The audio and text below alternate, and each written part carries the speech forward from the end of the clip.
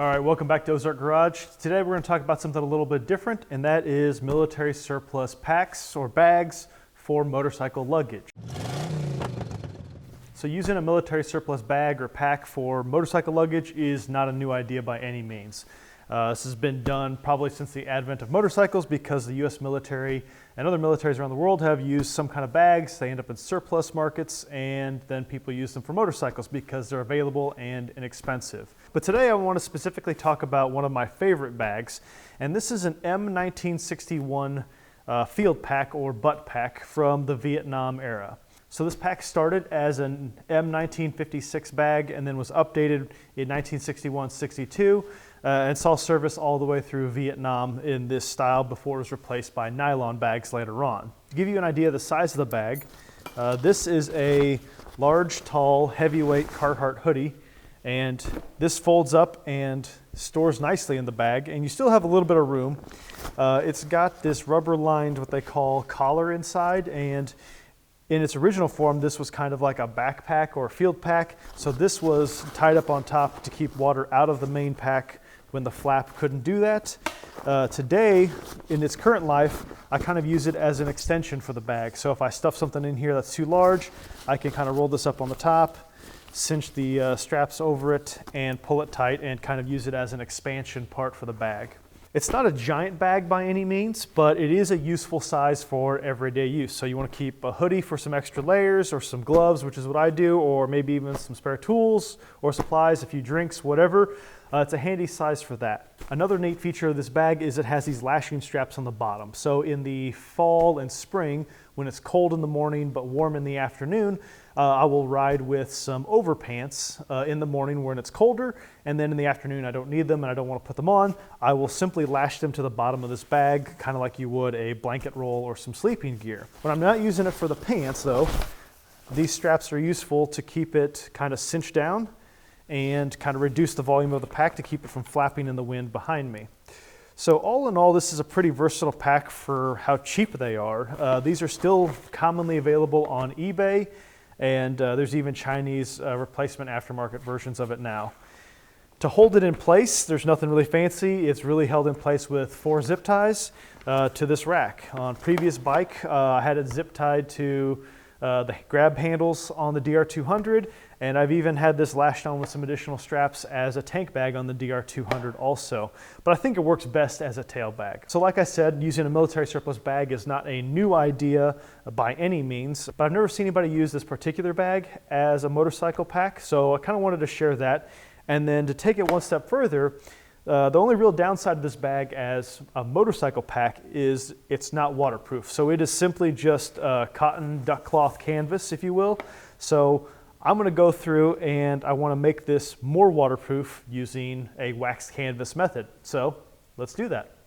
So when you look out on the internet for recipes for waxing cotton canvas, there's 100 if not 1,000 different recipes. But they all have some things in common. So number one is a wax. Some people will use paraffin wax like this Gulf wax. Some people will use beeswax, a blend of it, some kind of solvent to thin it out, and then sometimes you'll use some kind of finish. So I already had the naphtha, you can use naphtha or mineral spirits already on hand. I already had some tung oil finish, so I just had to go out and buy some Gulf wax from Walmart. So this was $4. So that's really all this is going to cost me, hopefully. But I'm using equal parts of these three, so 4 ounces, which is 1 chunk of the Gulf wax, 4 ounces of tung oil finish, and 4 ounces of mineral spirits.